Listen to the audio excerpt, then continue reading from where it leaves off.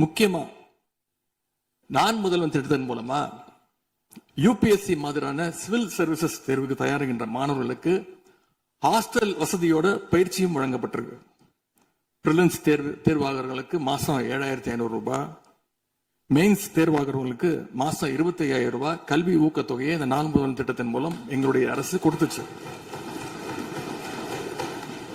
அது மட்டும் இல்ல, டெல்லிக்கு இன்டர்வியூக்கு போயிட்டு வர்றதுக்கு அவங்களுக்கான போக்குவரத்து கட்டணத்தையும் அந்த செலவையும் அரசே ஏற்று இருக்கு நான் முதல்வன் திட்டத்தின் மூலமாக.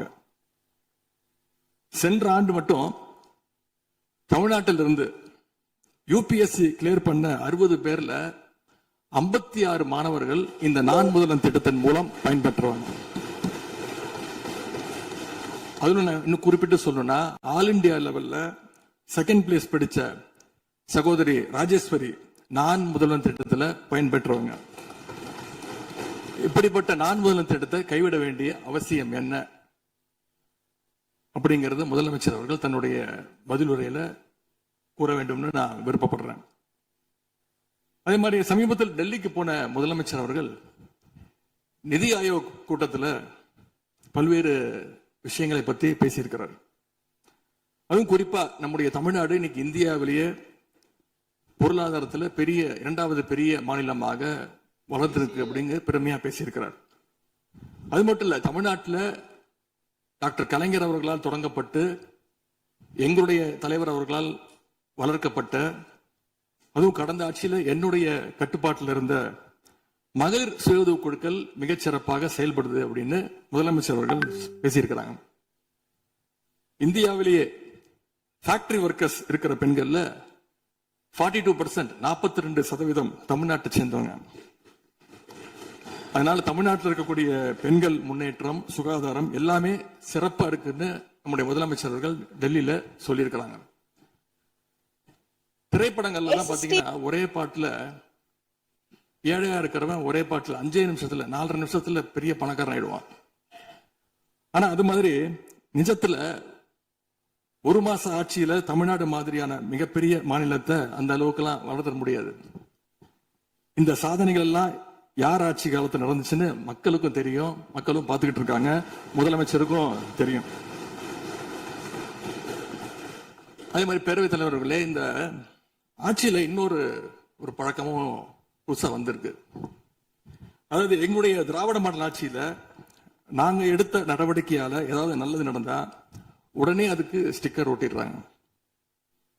அது மட்டும் இல்ல, ஃபர்ஸ்ட் டைம் எவர் இன் தி ஹிஸ்டரி அப்படின்னு சொல்லிடுறாங்க.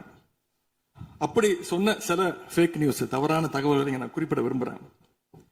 பஸ்ல மூத்த குடிமக்கள் கட்டணமில்லா பயணம் மேற்கொள்ள, மூத்த குடிமக்கள் பள்ளி மாணவர்கள் அவங்க எல்லாம் கட்டணம் இல்லாம பயணம் மேற்கொள்ள இந்த ஆட்சியில தான் முதல்ல அந்த திட்டம் கொண்டு வரப்பட்டது அப்படின்னு ஃபேக் நியூஸ் பரப்பிட்டாங்க. இதெல்லாம் ஏற்கனவே இருக்கக்கூடிய திட்டங்கள், எங்களுடைய ஆட்சியில கொண்டு வரப்பட்ட திட்டங்கள். அது மட்டும் இல்ல, அரசு பள்ளியில வழங்கப்படுகின்ற ஸ்கூல் பேக்ல முதலமைச்சரோட புகைப்படம் இல்லாம இப்பதான் முதல்ல வழங்குறோம் அப்படின்னு ஃபர்ஸ்ட் டைம் இந்த ஹிஸ்டரி அப்படின்னு டேக் போட்டு ஃபேக் நியூஸை தொடர்ந்து பரப்பிட்டு இருக்கிறாங்க. இதெல்லாம் எங்களுடைய திராவிட முன்னேற்ற கழகம், எங்களுடைய திராவிட மாடல் அரசுல எங்களுடைய முதலமைச்சர் கொண்டு வந்த திட்டங்கள்.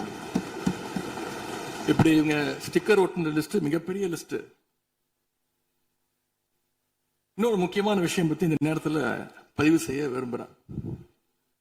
அறநிலையத்துறையின் அசையும் மற்றும் அசையா சொத்துக்களின் வருவாய் அதன் புனிதமான நோக்கத்திற்கு மட்டுமே பயன்படுத்தப்படும் அப்படின்னு ஆளுநர் உரையில இடம்பெற்றிருக்கு. இந்த கருத்தை பார்க்கும் பொழுது அறநிலையத்துறையே இருக்கக்கூடாது அப்படின்னு சொல்ற பாஜகவுடைய குரலாகத்தான் தாவேக அரசும் சொல்லுதா அப்படிங்கிற சந்தேகம் எங்களுக்கு வருது. பாஜகவும் வலதுசாரிகளும் சொல்றது இதுதான், அறநிலையத்துறை பள்ளி கல்லூரிகளை நடத்தக்கூடாது, அறநிலையத்துறை பள்ளி கல்லூரிகளை நடத்தக்கூடாது அப்படின்னு சொல்லிட்டு இருக்கிறாங்க. இதுக்காக வழக்கும் தொடர்ந்து இருக்கிறாங்க.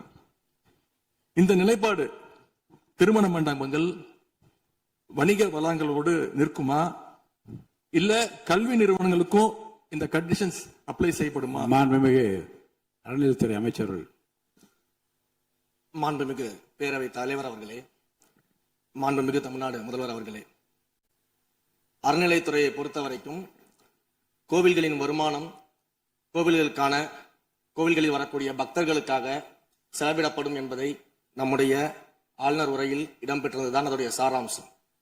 இன்னொன்று, சமீபத்தில் வெளியிடப்பட்ட திருமண மண்டபங்கள் மற்றும் வணிக வளாகங்கள், அந்த பணிகள் துவங்கப்படாத பணிகள் நிறுத்தப்பட்டது என்பது, இந்த பணிகளை பொறுத்த வரைக்கும் நாம் ஆராய்ந்த வரைக்கும் அந்த கோவில்களில் பொதுமக்களுக்கு தேவையான அடிப்படை வசதிகள், பொதுமக்களுக்கு தேவையான தங்குமிட வசதிகள், பொதுமக்கள் பக்தர்கள் வரப்போது அவர்களுக்கு தேவையான அடிப்படையிலான கழிப்பறை வசதிகள் போன்ற இந்த வசதிகளை மேம்படுத்துவதை காட்டிலும் இவர்கள் கமர்ஷியலாக கோவில்களுக்கு திருமண மண்டபங்கள் கட்டுவதிலும் வணிக வளாகங்கள் கட்டுவதிலும் அதன் மூலமாக வருவாய் ஈட்டுவதை மட்டுமே குறிக்கோளாக வைத்துக் கொண்டு இந்த திட்டங்களை துவங்கியதன் காரணமாக மேலும் அதன் மீது பல்வேறு நீதிமன்ற வழக்குகள், ஸ்டே ஆர்டர்ஸ் இருப்பதனால நாம் அதையெல்லாம் ரத்து செய்து அறிவிச்சிருந்தோம்.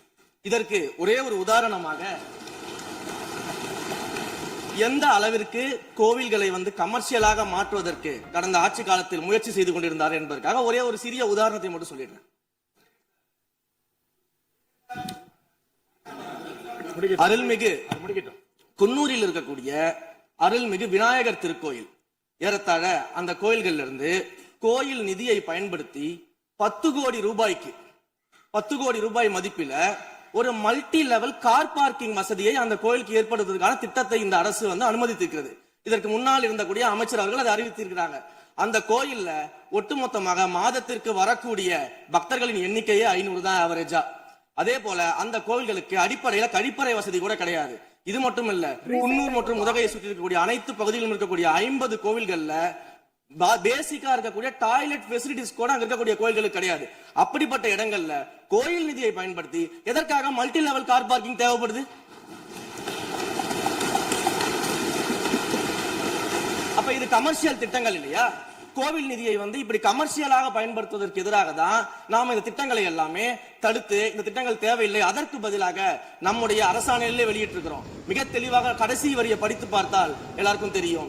இந்த கோவில் நிதியை பயன்படுத்தி கோவிலும் பக்தர்களும் பயன்பெறக்கூடிய வகையில மாற்று திட்டங்களை உருவாக்கும்ன்ற வரியை நம்ம மென்ஷன் பண்ணியிருந்தோம். எந்த இடத்திலையுமே மக்கள் பயன்படக்கூடிய கல்வி நிலையங்களையோ இல்ல இது போன்ற மருத்துவ வசதிகளையோ நாம செய்து தர மாட்டோம்னு சொல்லல. இன்னும் சொல்ல போனா, கடந்த 5 ஆண்டுகள்ல ஒன்றிய அரசின் நிதி உதவியோடு பழனியில பாத்தீங்கன்னா ஒரு சித்த மருத்துவமனை கட்டுவதற்கான நிதி உதவியை ஒன்றிய அரசு தருவதற்கு தயாராக இருந்தது. ஆனா கடந்த ஆட்சியில அந்த திட்டத்தை அப்படியே கடப்புல போட்டுட்டு, கேட்டா ரெக்கரிங் செலவை எங்களால ஏத்துக்க முடியாது அப்படின்னு சொல்லி கடப்புல போட்டு வச்சிருந்த இந்த திட்டத்தை நாம இன்றைக்கு கையில் எடுத்து அதை துவங்குவதற்கான ஆய்வில் இறங்கியிருக்கிறோம். அப்ப எந்த இடத்திலையுமே மக்கள் பயன்பெறக்கூடிய திட்டங்களை நாம தடுக்கவும் இல்ல, நாம யாருக்கும் பி டீமாக இருந்து வேலை செய்ய வேண்டிய அவசியமும் இல்ல.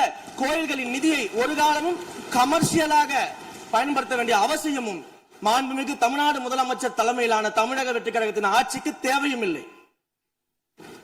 மாண்புமிகு உறுப்பினர் சேகர் பாபு.